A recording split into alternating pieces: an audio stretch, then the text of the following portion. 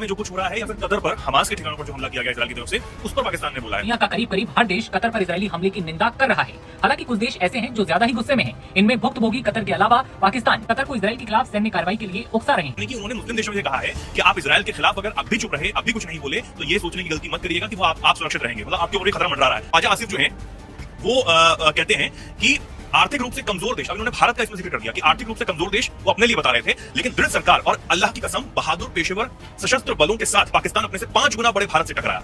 दोस्तों, जैसे कि हेडलाइंस आप देख चुके हैं, आगे आपको की तरफ ले चलते हैं। इससे पहले आप बताते चलें कि वज़ीर आज़म शहबाज शरीफ, पाकिस्तान के वज़ीर आज़म जैसे ही कतर गए तो कतर वालों ने उनका ज़बरदस्त तरीके से पुरतपाक इस्तकबाल किया।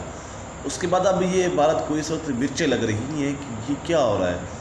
ये तमाम मुस्लिम ममालिक मिलकर इस वक्त पूरे भारत को और इसराइल को तबाह करने वाले हैं। अब इनकी यही चाल, इस वक्त इनकी ये मीटिंग्स हो रही हैं, ये चाल चल रही हैं कि हमने इसराइल को और भारत को तबाह करना है। चलिए आपको तरफ ले चलते हैं। सऊदी, यूएई, कतर जैसे देश अब ट्रंप को कैसा जवाब देंगे? वो बड़ बोला है और सिर्फ वो बोलना ही जानता है, करना कुछ नहीं जानता है। हमने देखा कि वो जो उसके आतंकी पाले हुए हैं वो उनसे जो करवाता है, कायराना हरकत करवाता है। बाकी उसके जो नेता हैं या फिर सेना प्रमुख हों, सेना के कोई भी अफसर हो, वो सिर्फ बोलना जानते हैं और सिर्फ झूठ की भाषा बोलना जानते हैं। लेकिन इस बीच गाजा में जो कुछ हो रहा है या फिर कतर पर हमास के ठिकानों पर जो हमला किया गया इजराइल की तरफ से, उस पर पाकिस्तान ने बोला है।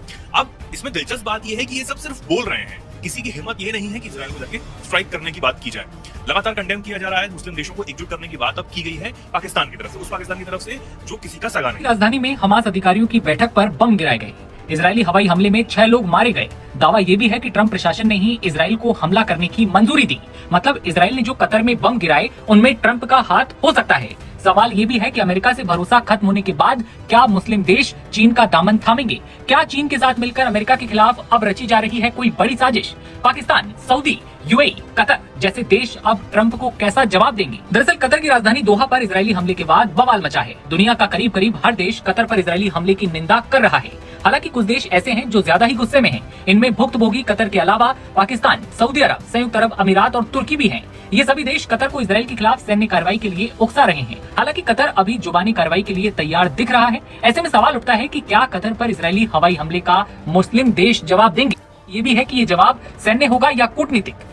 आतंकवाद जो है पिछले 30 सालों से पाला हुआ है अपने पाकिस्तान में। ठीक है, भारत को लेकर आप वो क्या बोले? दरअसल ख्वाजा आसिफ ने सोशल मीडिया प्लेटफॉर्म एक्स पर पोस्ट किया। हम वो पोस्ट भारत में नहीं देख पाएंगे क्योंकि जो उनके अकाउंट्स हैं वो ब्लॉक हैं, लेकिन खबर आई और पोस्ट में ये लिखा गया कि अब समय आ गया है कि मुस्लिम देश एक दुष्ट राष्ट्र इजराइल के खिलाफ एकजुट हो जाए। हमारा एजेंडा मुस्लिम जगत से व्यापक रूप से निपटना और उनकी आर्थिक शक्ति को बेअसर करना है। ये सोचना मूर्खता है कि इजराइल के प्रति नरम रुख अपनाने से वो सुरक्षित रहेंगे। यानी कि उन्होंने मुस्लिम देशों से कहा है कि आप इजराइल के खिलाफ अगर अब भी चुप रहे, अब भी कुछ नहीं बोले, तो ये सोचने की गलती मत करिएगा कि वो आप सुरक्षित रहेंगे। मतलब आपके ऊपर खतरा मंडरा रहा है। और यही जो कतर के प्रधानमंत्री उन्होंने कहा था कि हमें एकजुट होना होगा। अरब देशों पर, खाड़ी देशों पर भी खतरा जो है वो मंडराने लगा है, अरब के क्षेत्र में भी। इसके आगे ख्वाजा आसिफ जो है वो कहते हैं कि आर्थिक रूप से कमजोर देश, अब इन्होंने भारत का इसमें जिक्र कर दिया कि आर्थिक रूप से कमजोर देश वो अपने लिए बता रहे थे, लेकिन दृढ़ सरकार और अल्लाह की कसम बहादुर पेशेवर सशस्त्र बलों के साथ पाकिस्तान अपने से 5 गुना बड़े भारत से टकराया।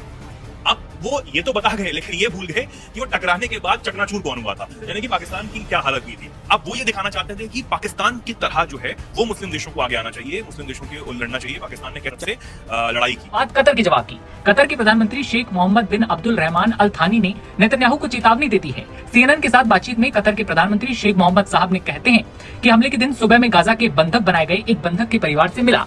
वो लोग संघर्ष विराम और मध्यस्थता पर पूरी तरह निर्भर थे। उनके पास कोई और उम्मीद नहीं थी। लेकिन अब मुझे लगता है कि नेतन्याहू ने जो किया उससे उन बंधकों की रिहाई की हर उम्मीद खत्म हो गई है।